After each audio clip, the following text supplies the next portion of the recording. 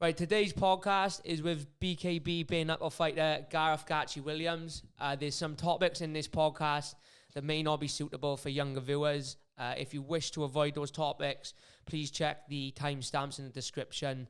If not, and you do want to listen to that, then obviously we hope you enjoy the episode. We hope you support Gatchy on his bare knuckle journey. Some man they wanna chat shit till I knock 'em, ain't like I'm Jack Shaw. Rolls hat, rolls back, my flow sharp like a hacksaw. Getting off. Right, we're back. First guest in a long time, isn't it, Joe? Good couple of weeks. So, for those who don't know, we're today with, I always call him Gatch, but if you hear me call him Gatch, that's not his name. Gareth Williams. How you doing, Gatch? Sound as a pound, boys. Sound as a pound. Gatch, I've known Gatchy for years, obviously trained at the same gym, trained under my old man, back in the Tulare combat days, even back in the Falcons. Back in the days, for those who don't know you, Gatch, just tell us a little bit, just take us back to the start, tell us a little bit about your childhood and how you ended up finding yourself in, because I know obviously you boxed as well as MMA, so how you found yourself in combat sports then, because obviously my journey and everyone else's journey, we all get their different ways, don't we? So every kid, didn't they, started off watching films, didn't they? Wanted to be somebody off a telly, didn't they? Everybody wanted to do that, like Karate Kid and all that shit, like. But I never really had like anything like that. It was my mother pushed me into all different kind of combat sports and karate and stuff like that. I just never liked it, like. But it was boxing for me. I really enjoyed, like. It was a guy, Gareth Gatchy from Connor. I don't know, Connor Gatchy. Yeah. It was Gareth Gatchy. He was doing like a what do you call it? Like a fitness class every like Tuesday or Thursday, and I was going to that first, fat little kid, like just having a go at that, like, and I was enjoying that only because it was one day, and then all the other days, then you could just do the other kid stuff, like, you know what I mean, smash windows and lighting fires. No, but like that was I was started for me, like, was the classes with Gareth Gatchy. And he was the one really that said, you know, we need to go further, we need to be pushing on more, like to go to different classes, a different gym. So look for another gym, which was Ebervale Gym then, Heads of the Valley, yeah. And I was there for a couple of years. I got my Welsh vest there. How old was you when you first started over there? I think I was 13 when I started over there. I was 12 when I started with Gareth Gatchy. I think I was 13 when I went to Heads of the Valleys. I was over there till I was about 17, I think. And how long till you got? How long was you doing it for before you got your Welsh vest? Because you had it quite young, didn't you? The vest. It was 2 years, I think. 2 years, and then I got my Welsh vest then with them.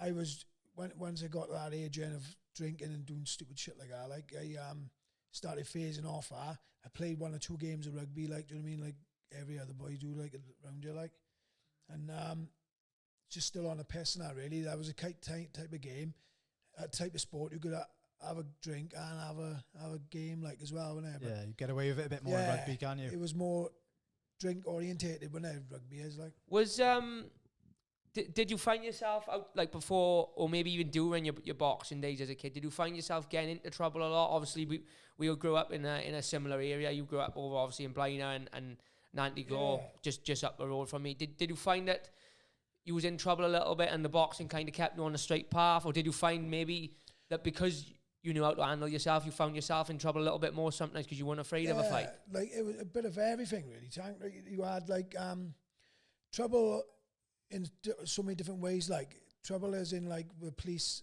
getting up to no good. Do you know what I mean? That was when I was younger.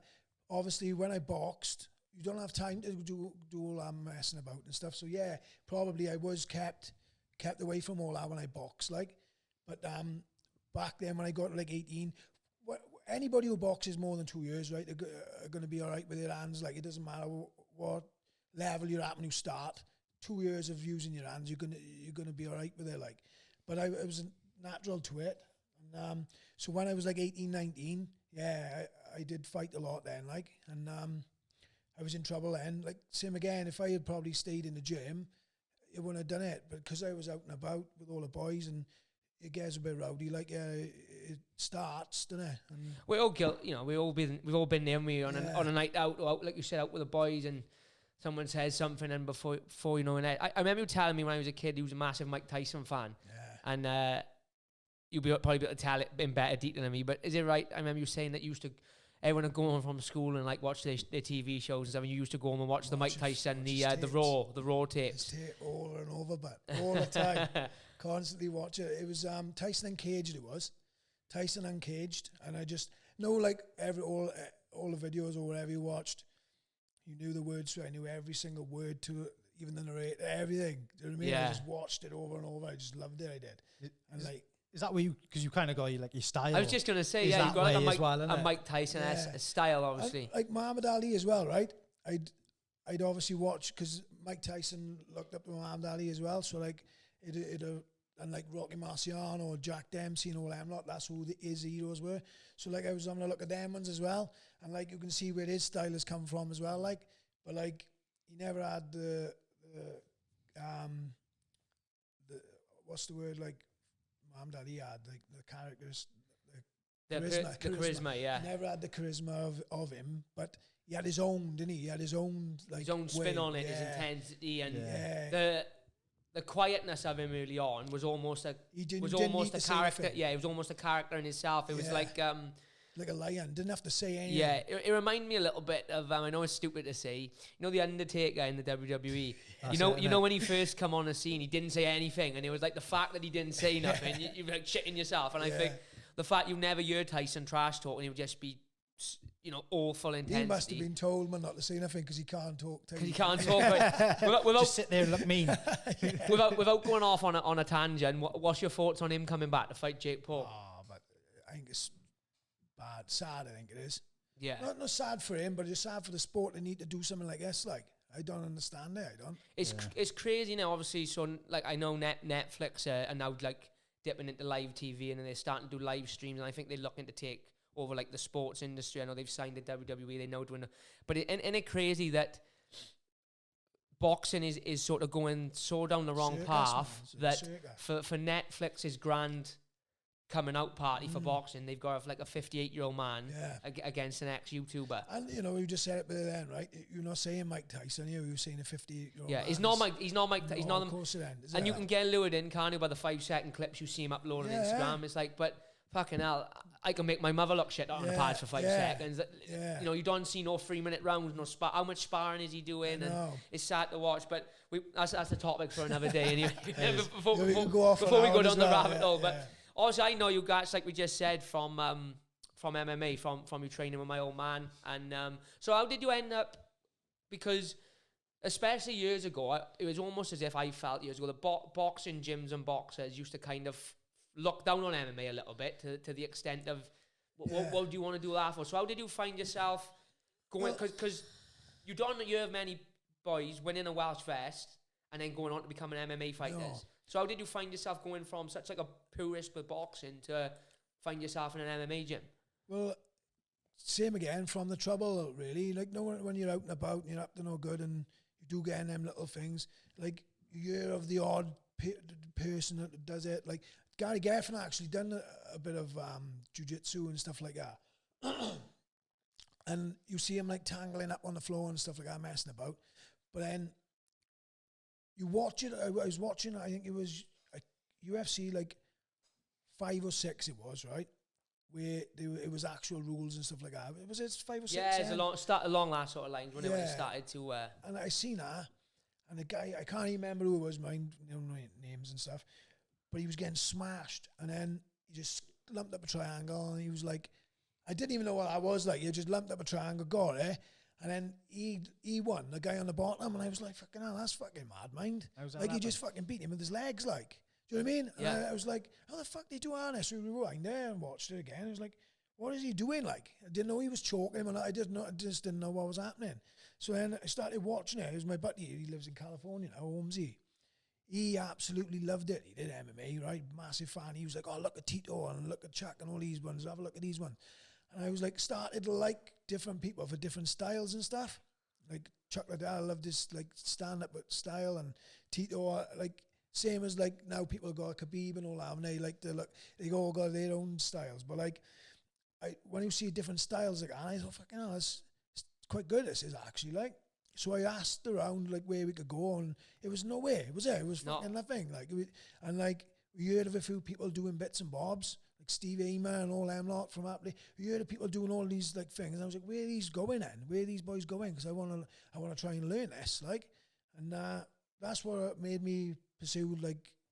Say MMA was called just grappling. Yeah. I wanted to grapple. I wanted to learn how to like fight on the floor type of thing. Like, and that. So like when I went there, Falcons I went, didn't I? And when I went there, I didn't want to like fight or nothing. Like, I just wanted to learn how to grapple, and that's all I wanted to do. I done that, like I said, I done the boxing and all. I didn't want to do the fighting part of it. I just wanted to learn how to grapple, and that was it. So I think it was about a year and a half. I didn't even let the pad down the Falcons. I was just wanted to learn. Just purely learning the jiu-jitsu just and the getting game. strangled. Like, because at the time I was doing weights and stuff when I was like 18, 19. I was just doing loads of weights, so I was strong as fuck going in here. So everybody was like, "Fuck, your strength is fucking unbelievable. Like, if we put some technique with that now and all this." And I was like, "Fucking," because like I wasn't getting tapped that much because of my strength. Like, Yeah. you know what it's like Yeah, when you've yeah, got yeah. a fucking beast coming in here.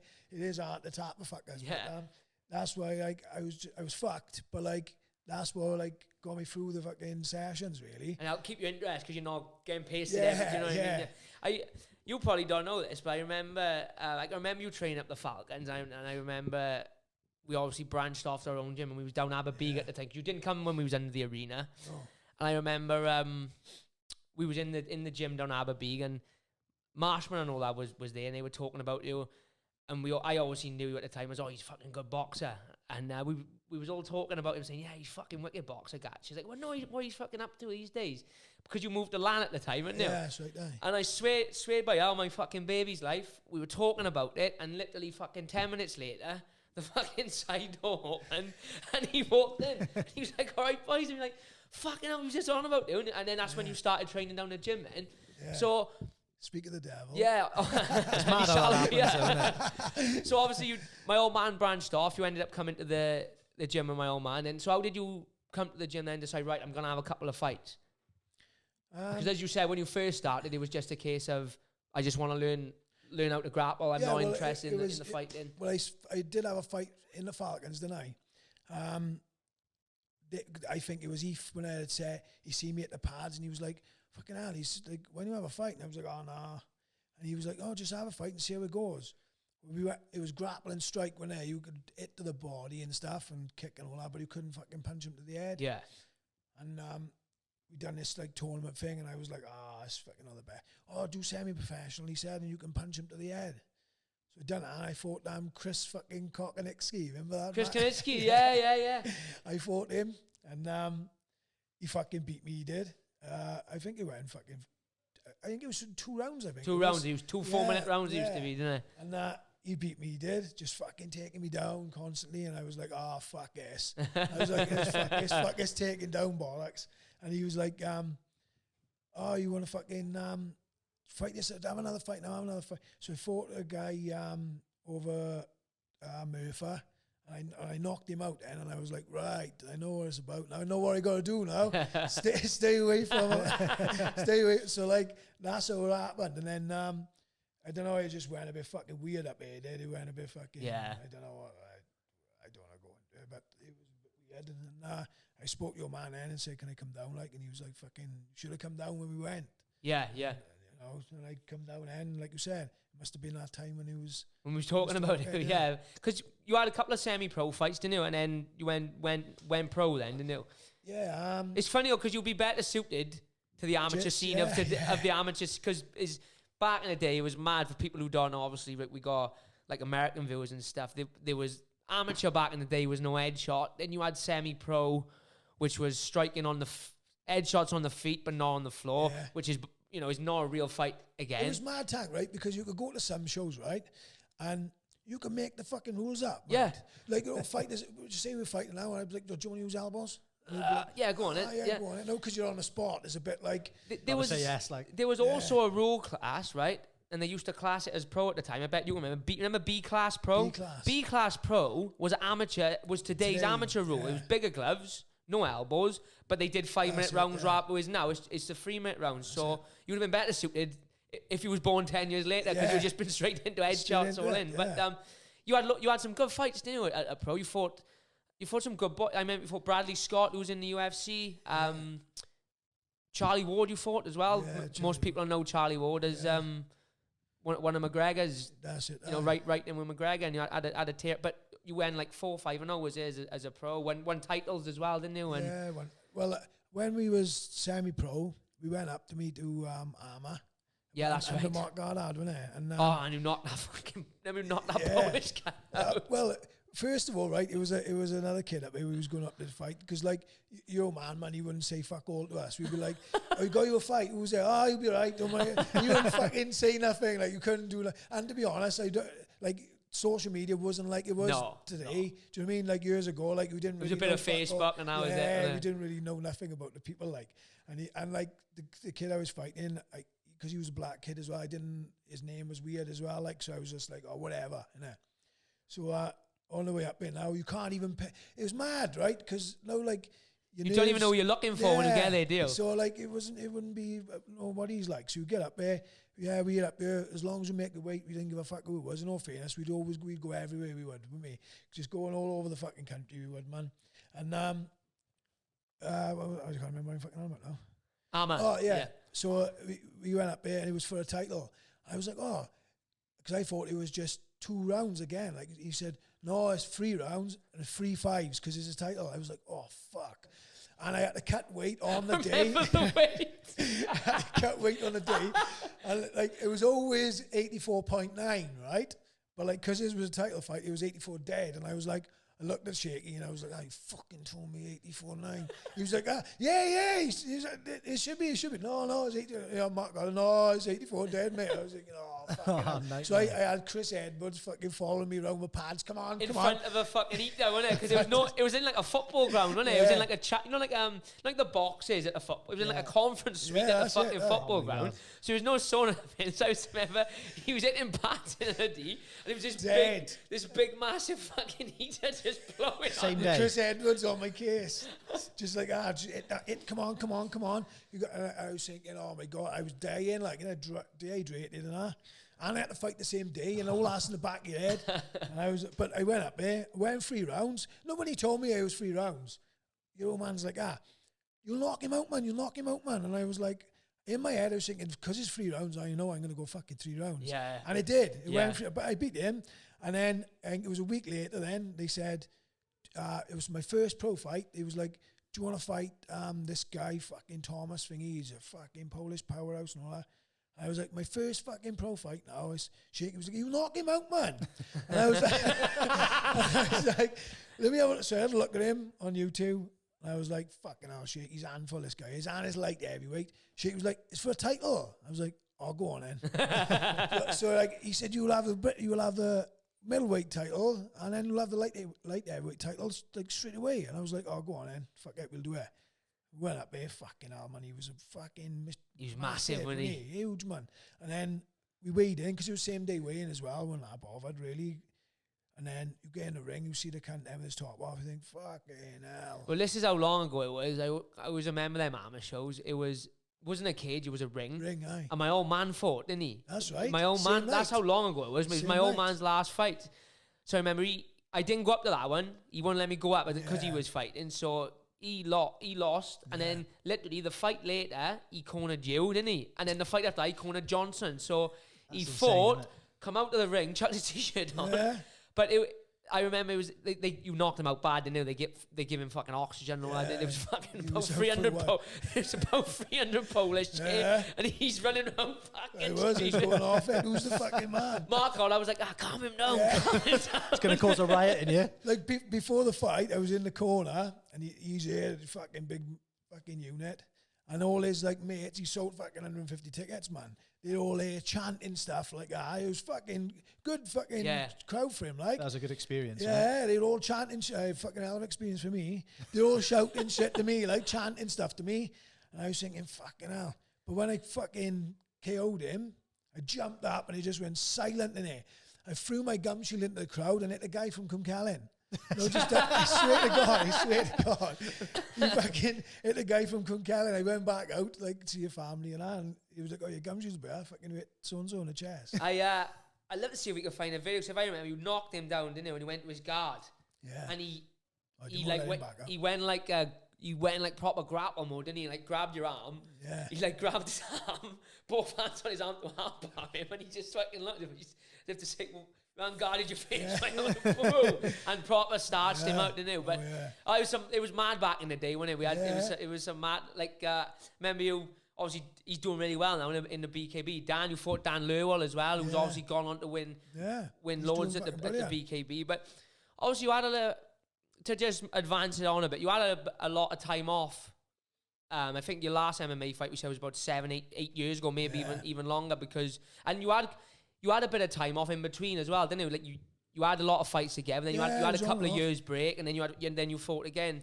Yeah. What sort of, because obviously as people, I've fought pretty consistently for 10 odd years, and as I'm getting old, obviously your activity slows down a bit, and people tend to get older and sort of ease away from the sport. Whereas you sort of go in the other direction. It's best shape I've seen you in for years. It's the most, like you said yourself, 4 weeks in the car, it's the most you've trained in years. How come you've had so long? What inspired you to? Because a lot of people, growing up in the gym, you see it all the time. Boys, I'm gonna have a couple of months off, and then the couple of months turns into 10 years, and you don't ever see him again. Whereas what kind of? Also, I know you moved back up. You've got your wife on hand now up here as well, which have obviously she's been a brilliant influence on you. You can see that from a mile away anyway. But what kind of inspired you to take so long off and it's like, right, now I'm going to jump back. I'm not just going to jump back in. I'm going to jump back in bare knuckle boxing as well. No, with taking the time off, I think even when I was fighting, like I drinking for a start. Drinking, like my mother was an alcoholic, my uncle was an alcoholic. Like it's just in the generations. Like, do you know what I mean? And me drinking, even when I was fighting, I was drinking consistently. Like, and so I get into the habit of like, oh, I'll have this week off now, get on a piss. Then I'd lead into 2 weeks, then it'd lead into a month, then 6 months. And I'm like, oh, I'll have another go now, come back, out of shape, have a little go, pull up an injury, have another fucking week or two off on the piss because I'm injured. Do you know what I mean? It wasn't my full potential, it wasn't my full me. No. Do you know what I mean? So like, even when I was fighting, I was very drink related and just having a piss up and just having a fight. But I'd say it was about, I can't even remember how long ago was it with Marshman and that. How long ago was that? It was this year when I beginning of the year. Like, 6 months ago? 6 months? No, not even that. Probably 3-4 months ago. Yeah, gotta be 3-4 months ago. Well, from then, right? It was. I've spoke to Marshman about it anyway, and he was sound. And what happened with him? I don't want to go too much into his story, but what happened with him? He what I heard and what I fucking knew was totally fucking different. You know what I mean? When you know what rumours are like, people spread shit. So like when I heard about what happened with him, I went straight to the hospital. No fucking ringing everybody and asking everybody else's fucking story. Like I went straight to the hospital, heard out the horse's mouth what the fuck have happened. I'm here for you no matter what. Like, do you know what I mean? Because like you hear certain shit. Yeah. You know what I mean? And he was just, a bit embarrassed and what have you. And this is where I was going to get back to now. It's fucking nuts how all this have happened. But like I said, I was just fucking there. I said no matter what, if he was in trouble, I would have fucking done whatever he wanted me to. Like, do you know what I mean? We go back fucking, even though like, not like with mates everywhere, do you know what I mean? Just because you don't speak to each other on a daily basis or a fucking weekly basis, don't mean you're never there. Like, do you know what I mean? That's a true friend, I think. That's it. That is. A real friend is where, you may not see him for fucking 5 years sometimes, and then you see him and you pick up where you left off. Straight away like that. Yeah. And that's what proper mates are, man, right? So like, that was my thing on that, right? I was there for him no matter what, whether he wanted to fucking cry on my shoulder or whether he wanted me to fucking go and punch some cunt's head in. Do you know what I mean? I was there for him. So like, I went straight down there and seen what the crack was. I can't even remember what my fucking point was now. I will let Oh yeah. So, in the process of all this, now I got my own shit going on. I know, like you said, right? Life in general for men, right? Yeah. Life for. I'm not going to just say just for men, but life in general. Yeah. It has its fucking ups and downs, and like you said, when you get a bit older, but like it seems heavier. Do you know what I mean? Everything's heavier. You got, like, your kids, when they're growing up, you've got more challenging. Everything is challenging. Everything is challenging, and like, if for a man, they always gotta try and be the responsible one of, the like, provider, everything. The provider, the protector, everything. You put it on yourself. A man will put it on himself. You don't have the chance to. You can't really not afford, but you can't. It's not known for a man, when, like you said, when you got a family to provide and protect, to have someone to fall back on. You like you said, don't matter how heavy the weight of the world gets, you kind of have no choice, but you naturally carry it on your shoulders. Yeah. You don't even want to ask for help, though, do you? It's like an awkward position. You're sat there and you're like, I tell people all the time, if you need anything, give me a ring. But I fucking never ring anyone else. That's it. Do you know what I mean? You won't believe how many people will say, oh, you should have rang me, and I'm like, I know, but you don't want to put a burden on anybody. No man does, do they? So, like, nah. Was it any one major thing specific, or like you said, just a build up of every day? It was a build up of everything, like, and we was getting married as well. I lost my job, so like, it was snowballing bad. It was. Do you know what I mean? Like, everything was snowballing, and like, I still had to go home and say to my missus, everything's gonna be sound, and I was trying my best to like put all positive towards everything, and deep down it was like, fucking, what am I gonna fucking do? Do you know what I mean? Like, I've lost my job. I fucking, like, I don't know what I'm gonna do. The wedding was fucking coming fast. Like, the wedding seemed like a year ago, and everything was sound, and then all of a sudden the wedding was fucking and I was like, fuck, everything was going tits up, bad. Like, stuff would happen with the car, and like, payment would have to go on that, like, and like, bits and bobs was happening little by little, and I was like, fuck, you know, like, everything is just too much. But I still had to go and pretend that it was all sound. You know what I mean?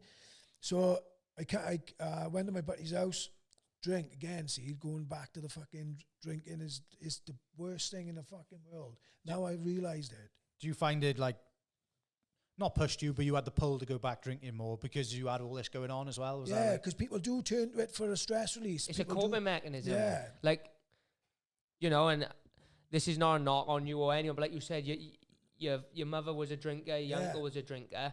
You've drunk all your life. It's that natural fallback. It's like, it is. Shit's hit the fan.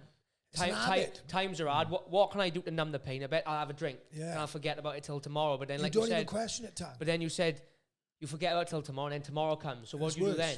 I'll drink again, and I'll forget. And, do you know what I mean? So, but sorry, go on. But sorry to interrupt. No, that's what happens. It's exactly, you just bang on the point there. And I was just saying, fuck. Like you said, he was getting on top of it, and you ended up going to your mate's house and having a drink. Went to my buddy's house, had a couple of babies, like, and you know how it goes. And the missus wasn't happy end because I'm staying out and stuff, and it was just everything. Like, my daughter, I was having issues with my daughter at the time as well. Everything was like built into that, like, it was pushing me to the edge. Do you know what I mean? Yeah. And like, I didn't realize how close that edge was. I knew I had pressure, and I knew I had stuff to do, and I had stuff going on, but I didn't realize how close it was to the edge. Like, every man's like, oh, I'm close to the edge, don't fucking push me and stuff. But like, I didn't realize how close I was to the edge. Do you know what I mean? We all have a breaking point, don't we? Yeah. But sometimes we, like you said, you don't know what's going to tip that break, what's going to cause ice to crack, kind of thing. And we was there, and put everything at the back of my mind again, having a drink, and just fucking getting through the fucking night and what have you. And then it just come to reality, and where you're just like, I don't know what the fuck I'm going to do with myself. Do you know what I mean? It was like, what the fuck? And I was just like, I started again into that, like, I don't want to fucking be here. Like, I just don't want to fucking be here. Like, fuck it. You know what I mean? Like, it's mad because if you speak to somebody, like look at your man who's fucking fighting for his life. Do you know what I mean? You got, everybody can say their own thing, and like, you got fucking kids to fucking worry about, and you got this to, and that's what I was worried over. I was worried over everything. Like, we was meant to have twins, right? We lost one of them. And like, even things like that was playing in my head. Do you know what I mean? Like, we was fucking, like, I wouldn't say before I'd done this, I was weighing up the pros and cons. It was just before, when I was in a bad fucking place before, I was in a dark place before. And I'll be honest, like, I didn't want to be here, but I didn't have the bollocks to do it, like, do you know what I mean? And that's the truth, I just didn't have the bollocks to go ahead with it. I really didn't want to be here, but I was like, I can't fucking go through that and just not push. But this time, it was like, I was fucking determined, you know what I mean? It was like, my buddy, because I kept on to him saying, oh, look, I'm in a fucking shitty place, I don't want to fucking be here. And he was like, have one of these sleeping tablets now, he said, and just get your fucking head down and wake up tomorrow and just see what it's like tomorrow. But like, it clicked in my head and I was like, I looked at, he opened the drawer and I just seen him and I was like, I'm just fucking having the lot, like. And he fucking left it, because he was a camper van. He left the fucking camper van and he fucking, he thought I was going to be sleeping or whatever.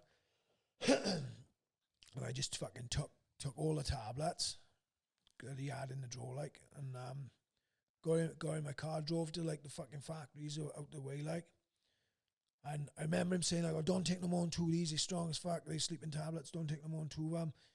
So I had like all of them here and I thought, like, fuckers will do it, like. So I fucking took 50 of them. And like, I must have been fucking like fitting or something, because I was in the car, all my like laces and all that were ripped, because I must have just been fucking fitting or something, I don't know, in the car. And I thought, I come round a bit and I was like, fucking, if somebody sees me belly, they might phone the police or something. You know what I mean? So like, I wanted to drive from it and I was fucking up on the curb. I got behind a cafe in the fucking factories. I thought, right, I'm out the way of everybody now. I'm out the way, like, of harm to anyone. I'm out the way of, do you know what I mean? No one can see me. So when I took the rest, I thought, I'll just have this gotta do it. Didn't do it, this gotta do it. So I took like fucking fuckers. Oh, fucking hell. And I know. And like looking back at it, like, fuck me. You know what I mean? I would have fucking shocked the fuck out of me if I seen somebody doing that now. But like I said, you don't know how close you don't know yourself, like how close you are to that edge. And it was a guy in the cafe who come out. He said, this was about 10 o'clock in the morning. He said, he was speaking to me and he asked me my name. And I obviously told him I can't remember fucking nothing, mine. I was black. I can't remember anything. And he was ringing around everybody. And they was like, oh, fucking leave him alone. Because they must have thought I was pissed up or something. They were like, oh, leave him alone. Don't go near him. Like, he's fucking, you might fucking start on him or something. So like, he said, lucky for you, you went in the back of your car and just tried to go to sleep. He said, so I left you in there. He said, but like, it was like 3-4 o'clock in the afternoon still. He was still in there. He said, I come out to put some fucking stuff in my car, like the window washers or whatever. And he said, I got out and I was walking around in circles. He said, just fucking, I don't know what I was on about, what I was doing. I couldn't speak properly. I was like talking like all slurry and stuff. He said, I thought he was drunk. He said, but he didn't look drunk. So I don't know how I was walking, mine, after like everything that I had. And, do you know what I mean? I was in a bad way. And he fucking, he'd rang a few people, and once he found out who I was, he looked me up on Facebook, and I was hitting pads with Jack. It was fucking nuts, it was, right? Because like I said, once I went down to see Jack that day, I obviously rang him in after, making sure he was all right and stuff like that. And he said, pop down the gym, he said, and we'll have a go on the pads and stuff like this and that. So I went down the gym and obviously hitting the pads with him. And this fucking nuts end, because that guy seen me hitting the pads with Jack and he rung Jack to come and get me. And if Jack's situation hadn't happened, you probably wouldn't have gone and done pads with him. Yeah. And if you hadn't done pads with him, it wouldn't have been on Facebook. Yeah. And when that guy went on your Facebook, he wouldn't have seen the video, so he wouldn't have. Yeah. So he wouldn't have got. It is a mad thing to think about, right? But that's how I'm looking at it. I'm thinking, fucking hell, no, if like I didn't happen. It's like a butterfly effect. Yeah. It is kind of like so that. So he got all the Jack then, obviously, and he came straight up. Jack did drove me to my house. I can't remember none of it. I was fucking blown. Like, I didn't understand what the fuck was going on. But he took me to my house, and obviously I went to hospital and fucking. But it's mad how like it all turned around. But then when I came out of hospital, then like my fucking back and I was bad, my internals, like my kidneys and all that was fucked. And so for that week, even then I was thinking about having a drink, I was thinking like, oh, fucking have a couple of fucking cans to just fucking numb the pain. You're probably more like, maybe not more depressed, but you're probably feeling crap about that. I was feeling like, shit, because I felt like I let every fucker down, and I was like, you know, like I thought, fucking hell, what if I died then? Like, do you know what I mean? Like I wouldn't have fucking been here for anybody. No. Like when I was doing it, I thought like, not the positives of dying, don't get me wrong, but like, because my mother's fucking passed away, my uncle's passed away, and like my nan, like all the people who really meant anything to me wasn't here. They were dead, like. So I just thought they'll fucking be there. You know what I mean? Like whereas before I was afraid to do anything because like no fuck I would have been. But I thought if any fucker's gonna be there when I die, it'll be them. So I wasn't afraid. And that's the thing that frightened me the most, is I wasn't afraid to do it. Like even with kids, like, because we lost one, I was like, even the fucking baby will be there. Do you know what I mean? I was like, yeah. Like I said, I wasn't weighing up pros and cons. You weren't thinking logically. No, I was just thinking, I know they'll be there. Yeah. You know what I mean? And it is a fucking sick way of thinking, but like, that's why I wasn't afraid. And that's what scared me the most, is I wasn't afraid. You would have, you would have done it if you hadn't been found. Yeah. That is fucking scary to think about. Yeah. Shout out to that man as well, though, isn't it? Fucking like, mate. You know what I mean? You know what I mean? For him hanging about, like he kept coming back and forth trying to give me drinks. Obviously, I couldn't drink it or nothing. He said I was in a bad mess. He said, but like, if people like him, do you know what I mean? Like, it's unbelievable. Like, because if I had seen somebody like, I'll be honest with 100% honest, if I had seen somebody like, I think, oh, he's pissed up. And I probably would have left him. Yeah. Like, just down to the fact that I'd been in some fucking ships myself, and I would have seen it and thought, fucking hell, get your head down, son, and just, you know what I mean? So, like, for him to do that. If you don't mind me asking, obviously, like you said, like your wedding was right round the corner and stuff. How did your missus sort of take it? When whether it's in the hospital or when you come home, and was there like a conversation from her kind of thing, like, look, you need to fucking stop drinking because this, I don't want to lead into this again. Like you said, you got a young baby and you got your stepdaughter and stuff. When I explained to her that what was going on in my head, because like you said, man, you don't vent out to anybody really. Like you have your little snappy moments, don't know, like with the kids or with someone. You know what I mean? You have your little snappy moments, but you don't like vent off your issues to anybody.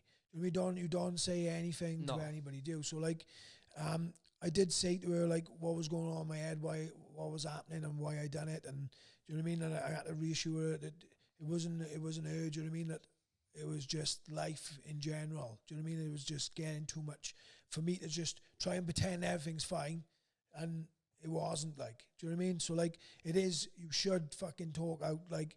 To anybody really. I know, like you said, like it is fucking hard for a man to sound. You don't want to sound like a pussy, really, and that's what it is. But that's the stigma, isn't it? Yeah, you don't want to sound like a pussy, but it is hard, man. Yeah. It is hard to just fucking take everything on board. It's so much easier to like be the person for someone else than to accept it from someone else, isn't it? Yeah, it's so difficult.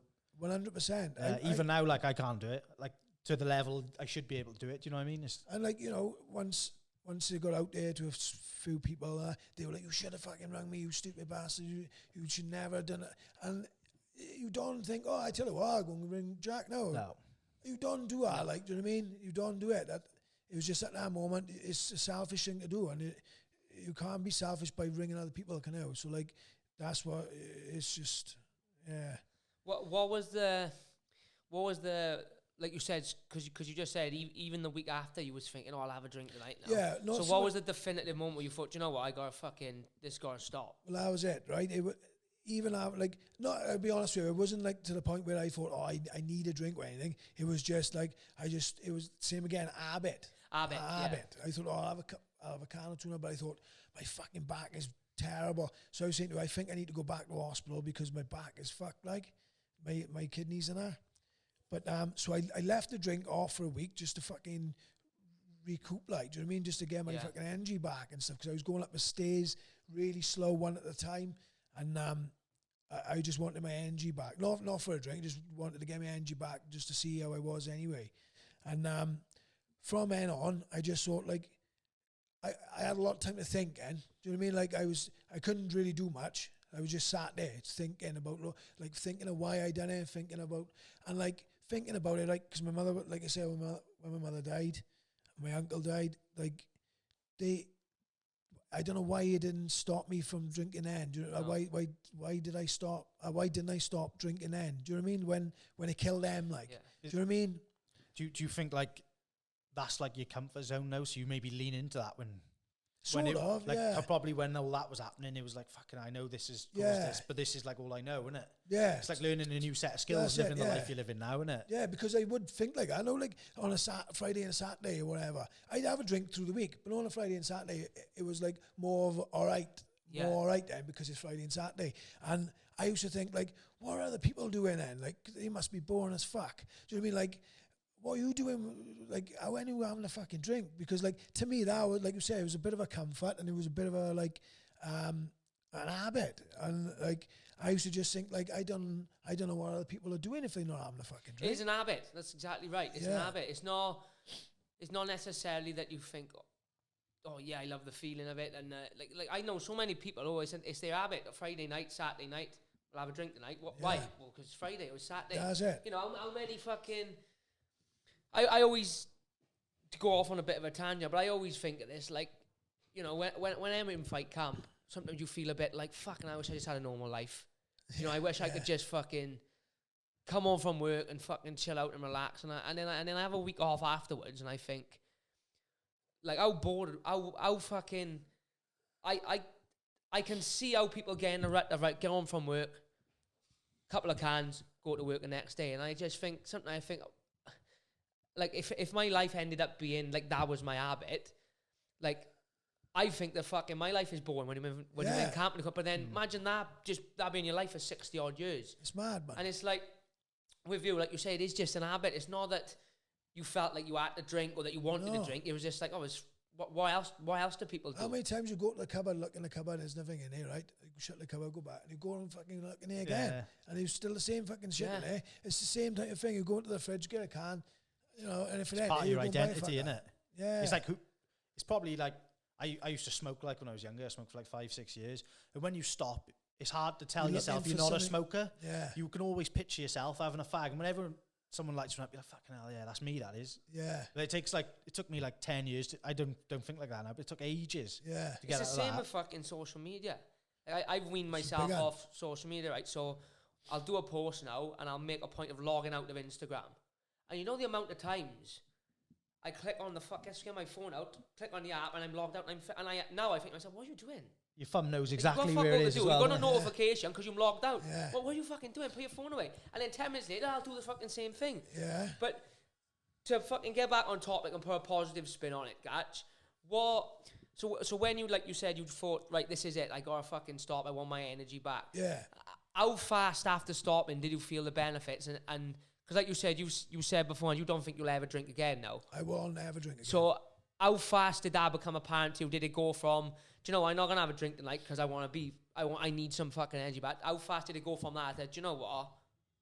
I can't do this no more. This is got to be how I live my life from now on. Within that week, right? Like I said, I had a lot of time to think, and I was just sat there, and I had all that shit going on in my head, right? Thinking like, what it done to me, what drink have done to my family, what drink have done to fucking. If every time I've got locked up, it's drink. Every time I've got in trouble, it's drink. Every time, like, the only person who didn't die from drink was my nan. Everybody else in my family, they've all died from drink. So, like, I was thinking, like, why the fuck haven't they put me off? So I just thought, like, if only done bad for me. Do you know what I mean? Like, even like me going as far as I did what I done, that it's down to drink. Everything is led to that. Like, and so I thought, do you know, I'm not gonna fucking drink ever again. And like, when you say it like that, right? And I'd be like, oh yeah, I know, yeah. Wait for like a week or two now. When you're back tidy and you're back up and running again. So I stopped drinking, right? And like I said, I think I was like 108. I was 108 kilos at the time, right? And drinking fucking moderately, like, and I just thought, fuck it, I'm just stopping drinking for now, and let's just see what happens if I just don't drink, right? So like, I made a promise to my missus as well, like, do you know what I mean? Like, I'm not gonna fucking do anything like that again, do you know what I mean? And like, if drink is causing me to do something like that, then I'm not gonna drink ever again. And like I said, I owe it to my mother as well, really. Do you know what I mean? Like, it fucking killed her, and I'm there following that so path. I just thought, I'm cutting it completely, and since I stopped drinking, I was just eating normal shit, normal junk food, but I stopped drinking, and then like the weight was coming off me, right, just from drinking. I thought, fucking hell, what if I like eat a bit better as well now? The weight is coming off me. What if I eat a bit better as well as fucking not drinking? Let's see what happens with that. And it was weight was coming off me even more, and I started like feeling better, and I thought, fucking hell, what if I start training as well now, as well as eating well and not drinking? It was like a big snowball effect of positivity and not negativity, like, and it was just growing and growing. I just thought, I'll start fucking fighting again now. I can see it coming. I could see myself building, and then like I was looking, it was fucking nuts because who was it? I think Sean George, he said fucking he was going to have a word with Jim Freeman and get me on board with that. And I was thinking, fucking, it's mad how all this is happening now. I was all like playing it, do you know what I mean? Extending into this big snowball of positivity. And it does, yeah, I'm going to say it's a good example of sometimes you've got the lowest of low, because don't get much fucking lower than trying to end your life. You've got kind of your lowest of low to then spin that into a positive look. Like it, I don't know how long ago was specific, but let's just say it was a couple of months ago. Look at the difference in a couple of months just in your life in general, in health, mindset, body, and like you've gone from being all the way down there to now like you're on the verge of fucking ready to get back in the ring, best shape you've ever been in, best you're ever feeling. You know, like you said, family life is great. Fucking, like you said, when you're doing negative things, negativity snowball builds, and then when you're doing positive things, the positive one builds, and it's fucking nuts. So don't get me wrong, you still struggle with certain things, but you take it on differently. Do you know what I mean? Like I'm struggling with other things at the minute, but like my mindset is different the way as before. I'd be like, have a couple of fucking cans, it'll be sorted. Or let's go training. Now it's like, let's go and fucking sort it out. Let's sort the issue out. It's a different release as well, isn't it? Like massive. Like I would say fucking, for me personally, like if I'm not training regular, my fucking mind is in the gutter. It's like fucking, just like you say, you feel like everything gets on top of it. But like it's now gone from, like you say, you're not gonna have a couple of cans. I'll go for a run, or I'll go hit the pads. I'll go and do a bit of weights. Yeah. And I guarantee you feel a hell of a lot better for doing that mentally. And to tell somebody that, right? No, like somebody who not so much never been to the gym or anything, but those people who like don't really go to the gym regular, and who try and tell them like, oh, go to the gym, it'll help you like mentally, physically, and they just don't take it in the way that you're trying to like fucking give it to them. Like you just get the average Joe now over the other side of the road there now, right? And you just try and tell him, oh, go to the gym today, and you'll feel fucking brilliant, you'll feel a lot better than what you. And they'll just be like, oh, no, I know that, but it's right for you to say, because you've trained all your life, or like, it's right for you to say because you've done it, and like, but it's not down to. And once you experience it, they'll know the exact thing you're talking about. Exactly, yeah. And it's like, the way I always think of it is, if you had a bad day and you feel like shit, you have a drink, you have that temporary good feeling, and then like you said, eventually you get to a point in the night where you think, fucking hell, I got to deal with all that shit tomorrow. Yeah. Whereas if you have that feeling, you think, right, I'm going to go to the fucking gym, I'm going to have that endorphin release, I'm going to have that fucking dopamine hit, because I always say to people, you might not want to go and do a training session, but you'll never regret doing it afterwards. Don't matter how bad you feel going to the gym, coming from the gym, you'll never ever think to yourself, oh, I wish I fucking didn't do that. It's ever. Lola, right? I take a run and try and push her as much as I can, right? When she's running, and she's nearly crying. Most, like the other day, either yesterday before, she was basically crying, running up. And I said, I don't want to hear that. I said, keep going, come on, move, push. Get all the way to the end. Now I was like, see, you glad now, you've done it now? And like, she's like, yeah, and like you said, at that moment in time is shit. You don't want to do it, but like once you've done it, it's like, oh, I'm glad I done that now. And it's not just us saying this. It's not like no, it's I know. That's what I'm trying to say. It's scientifically proven. That's what I'm trying to say. You can't just tell somebody that. People have done. There's science to prove. Like when you finish a training session, you haven't hit the dopamine. Your endorphins go through the roof. Your mood is like it's not just us fucking trying to. It's not like we're fucking preaching Christianity or something on it. Like, honest, take my word for it. There is a God, take my word for it. Like, no, it's there. It's in black and white. Yeah, it's nuts. But I started back in the gym a month ago, like go every morning before work. Fuck, I'm just so much more positive in work. You know, like you come across a thing which you don't really know how to do and you've got to try and figure it out on the fly. I'd be like, oh, for fuck's sake, before. Whereas now I'm like, right, how are we going to do this? No, everything, you come at it differently, don't you? What Jordan, like Paul now, right? When he said, beat the morning, win the day, right? Like that, right? Exactly what you just said then, right? You go into the gym, you've already done what you didn't want to do. You've done it now. Well, you didn't want to do that this morning, but you've done it. So anything else now, really, you don't want to do, you're more than capable of taking on because you've already done the worst. Yeah. You know what I mean? You've already conquered something. That's why you should always try and conquer something, whether it's a fucking cold shower even. Yeah. I've done that for a couple of months. No one want to get in a cold shower first thing in the morning. No. But you know, if you just force yourself to do our 3 minutes, the rest of the day then, don't matter if you don't do nothing, don't have you think, but this morning I didn't want to do it and I done it. Or it's the same if you want to go for a run. No one want to get out of bed and go for a run, really, but you get up, you do your 5K, don't matter then if nothing else is completed, the rest of you think, but I went for a fucking run this morning, at least I got that done. Do you know what I mean? This morning, right, I got up, I always get up at 5, go to the gym, right, before I take the kids to school, right, so I got up at 5, and this morning I thought, I got to go over there now, because I normally do like the assault bike and then a treadmill or like a bit of strength and conditioning, right? So I went over and I was like, I didn't really want to go on the bike. I didn't really want to go on a trail. And I was like, I do 5K every day, right? But this morning I thought, I'll just do 7 now because I didn't want to do 5. I said, you're fucking doing 7 now. So I just done 7K and then like Sam, I done it. I was like, fuck, I'm glad I did. You're on top of the world. Yeah, I was fucking buzzing, like. Well, now we're on the now we've gone back positive anyway. So I know. Sorry. The reason behind, not the reason, but the story behind it is obviously you've now turned it round and you're gonna fight again. I think it's what is 1st of June. The 1st of June, and it's in the O2 in London. O2, on BKB. Just tell us a little bit about, not necessarily the fight and who you're fighting. I mean that's by the by, but how much are you looking forward to going in there now? Like you said, fully charged, fully trained, best shape I've been in, done everything the right way. How much are you looking forward to now going in there and doing it the right way, as opposed to maybe in the past you might have done it and not fully committed yourself? Yeah, like everybody's going to say about the age thing and stuff like that, right? But like, I'll be honest with you now, I'm 38, right? But I got experience behind me for a start, right? And like I said, the shape-wise, fitness-wise, like, this is the best I've ever been.